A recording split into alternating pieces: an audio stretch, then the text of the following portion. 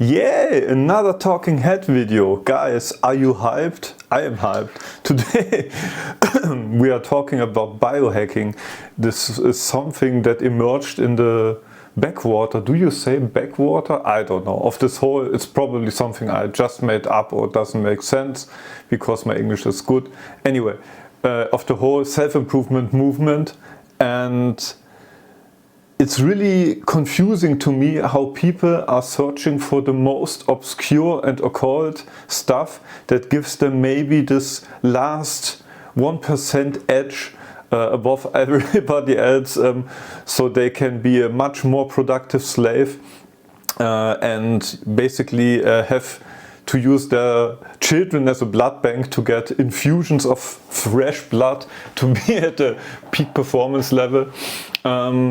So realistically, the problem is that our modern lives, our modern society is not really optimal to maintain a healthy body and a healthy mind. Our lifestyles, as you guys know, I'm sitting here, I'm getting fat and crazy more and more by the day by my lifestyle choices. So what can you do? I would argue that really maybe doing the 10% of what all those crazy people advertise will get you 90% of the way.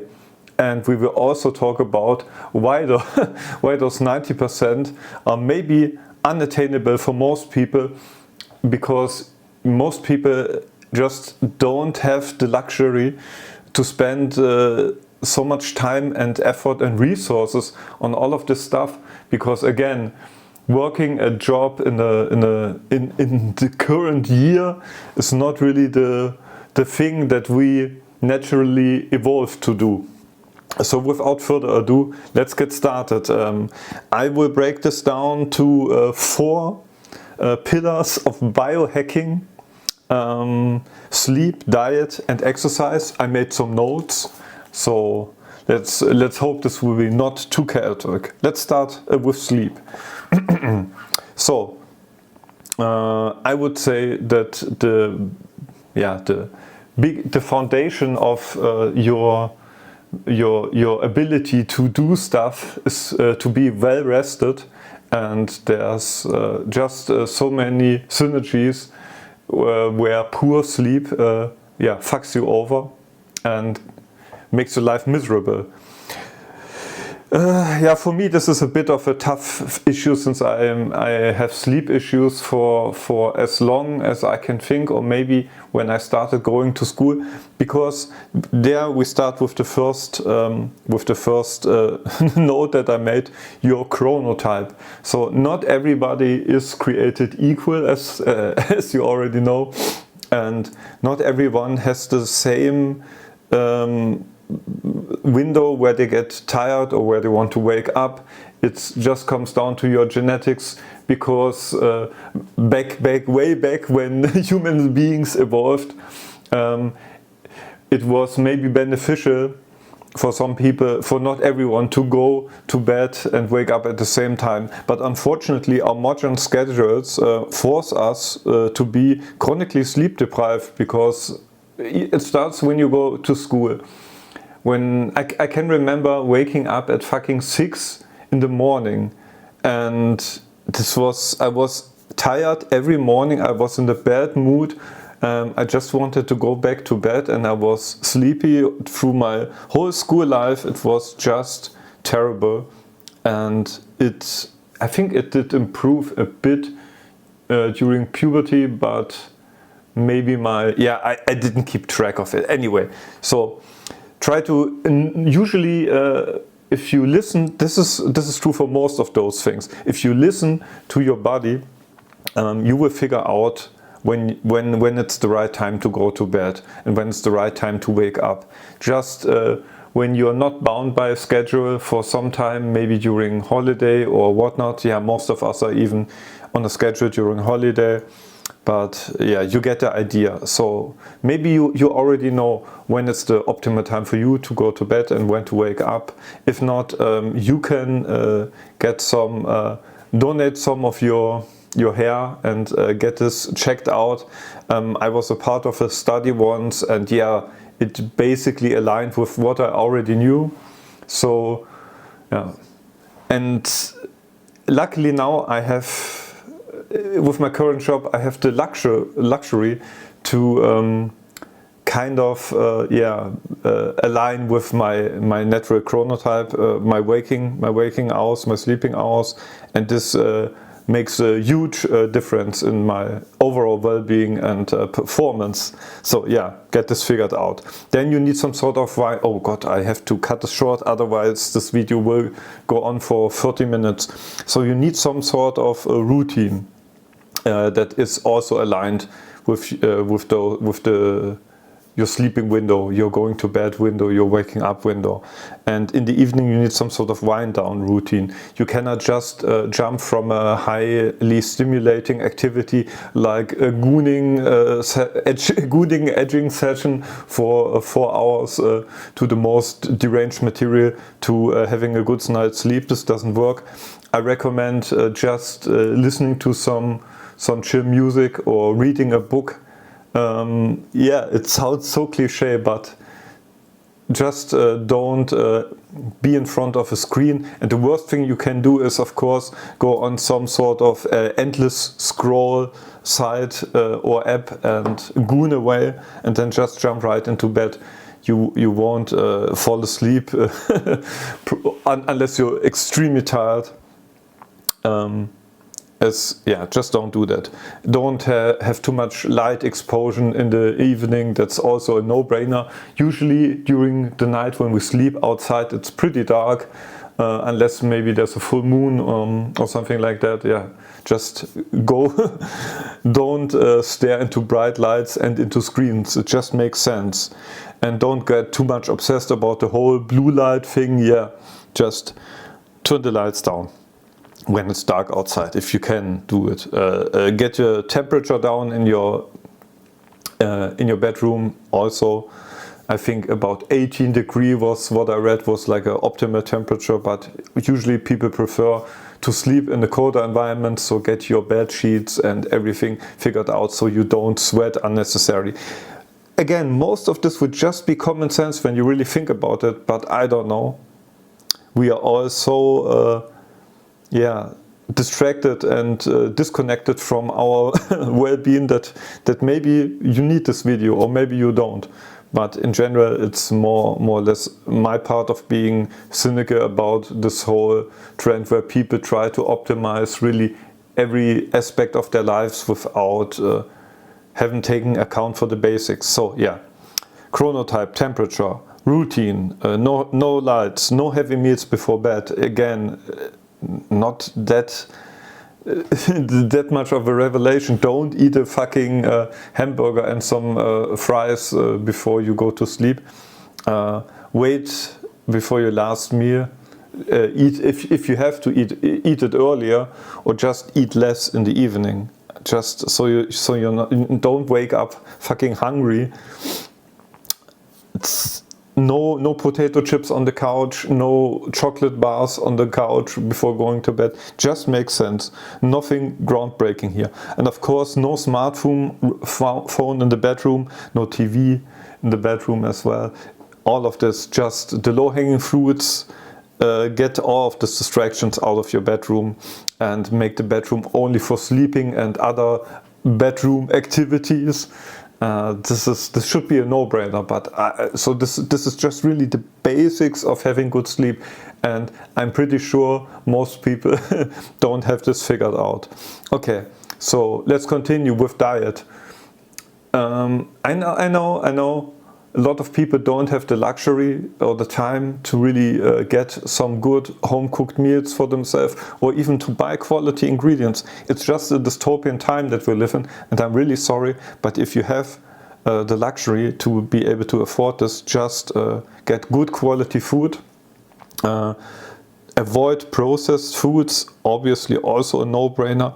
No alcohol, no soda, and just try to, if you're thirsty, maybe try this crazy thing like drinking water. To me, it's really crazy now that I think of it. When I was a as a kid and a teenager, I never drank water. It was just so alien to me. I always drank Coca-Cola or some cheap ass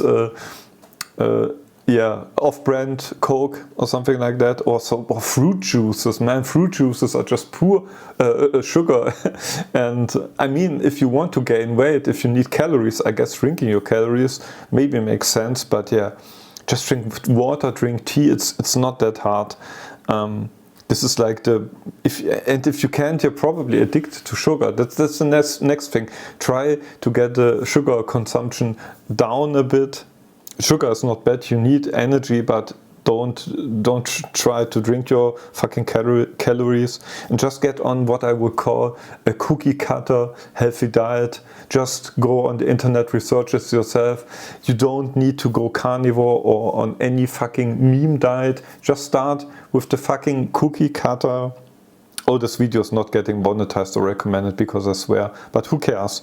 For the 10 people who are still watching, I'm sorry.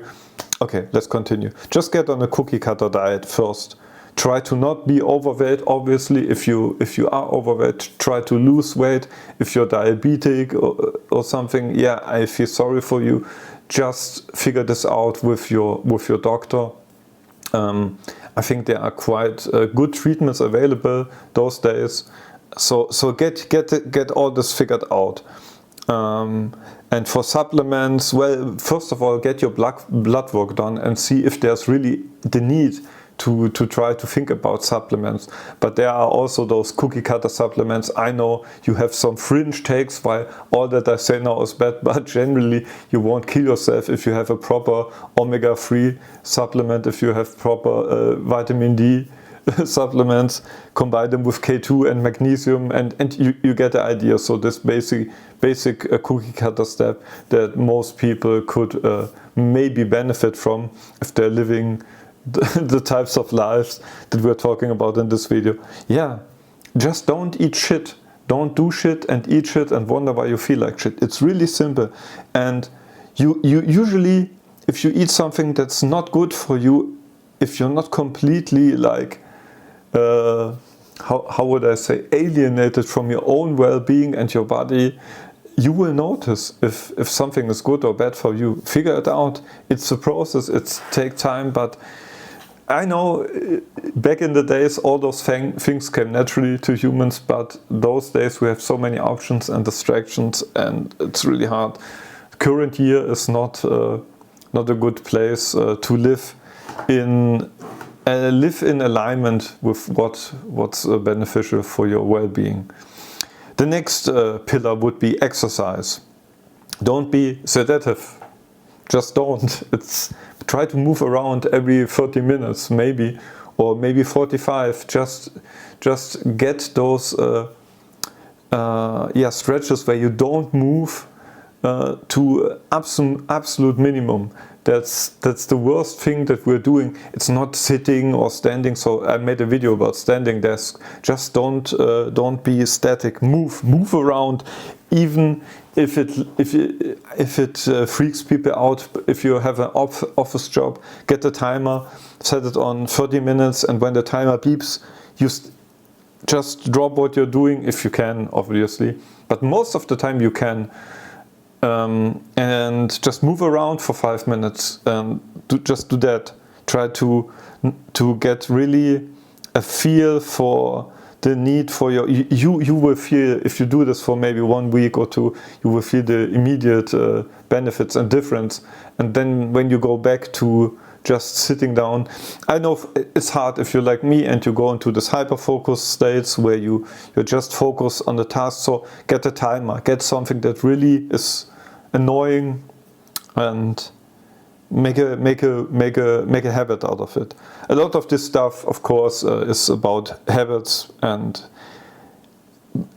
you already noticed it's really basic, but on the other hand, who really does this? It's really hard. That's what I'm saying. You don't have to drink the blood of your children to just figure out the basics first, or try. And unless you've done don't even bother with all the esoteric stuff. There is no shortcut. There is no one magic pill or one thing. You just need watch this one obscure video by this I don't know, guru, and everything will be fine. Just you have to do all this boring shit first before you can even think about something like that.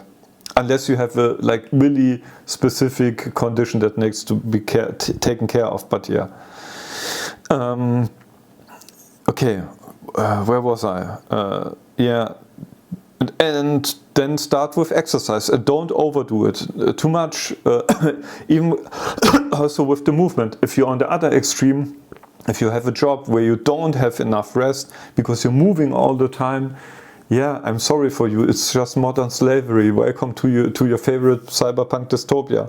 Try to get this taken care of. I'm really sorry. I feel really bad for you if you have to do this bone-breaking work. Man, we could live in such an utopia, but guess not. Anyway, yeah. Then like 10 minutes of elevated heart rate, like really fast walking or jogging or cycling or whatnot, or jumping around, already has extremely high benefits. And if you go over this, you will quickly get to the range of diminishing returns. So 10 minutes of aerobic exercise will get you, if you're not, trust me, so many people are not doing this, just walk fast for 10 minutes every day. This will be a big improvement. And then weight training, resistance training, body weight exercise. If you don't have any weights, don't want to go to the gym, just, if you're not doing anything, just start with the most basic body weight workout, like, I don't know, squats, push-ups, pull-ups. Yeah, okay, maybe most people won't be able to do that, but yeah, there's so much information about this online. No need to go into detail in this video. And if you want more, of course, you can hit the gym.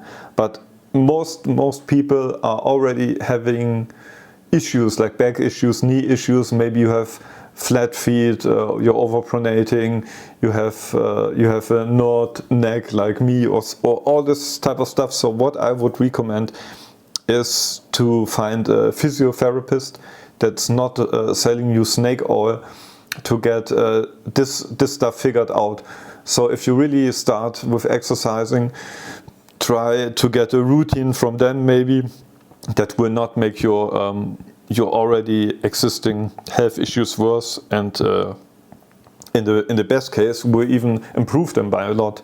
So yeah, this will take some money, this will take some time, but it's really beneficial. And if you can't afford this, just try to use common sense. Don't hurt yourself, start slow, all this good stuff.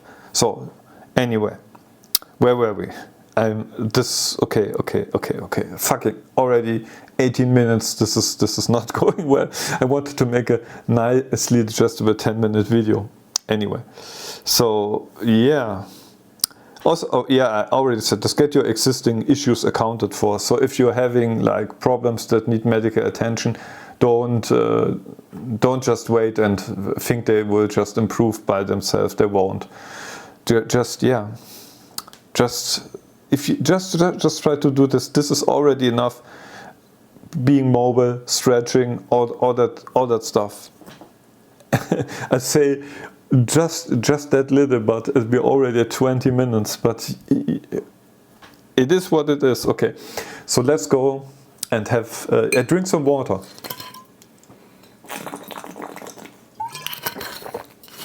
Okay, guys. No.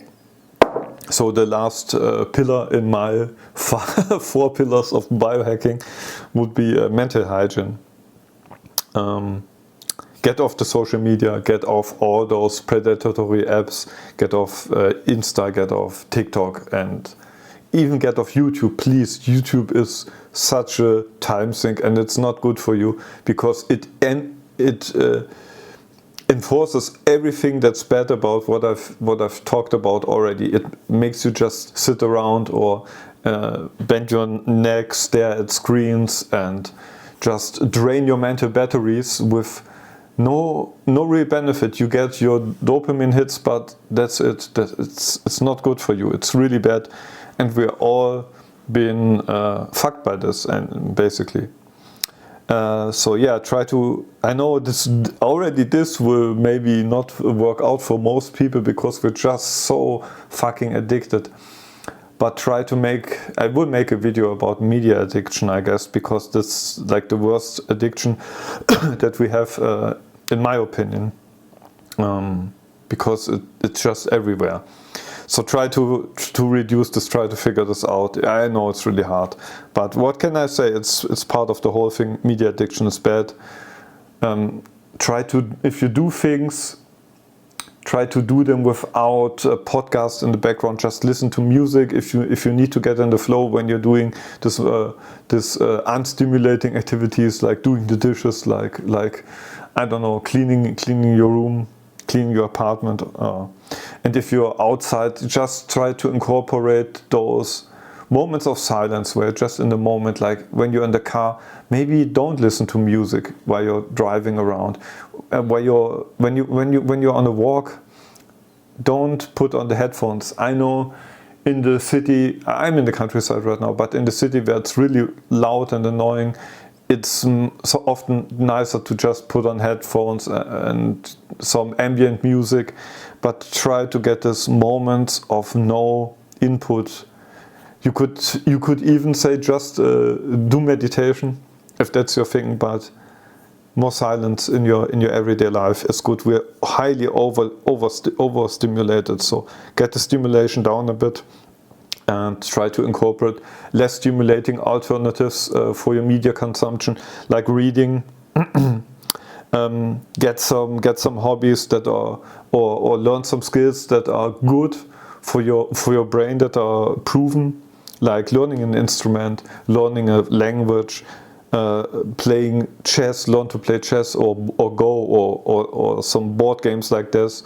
Get into speed cubing, for example, really. Even if it's just like a few minutes a day, juggling is super beneficial.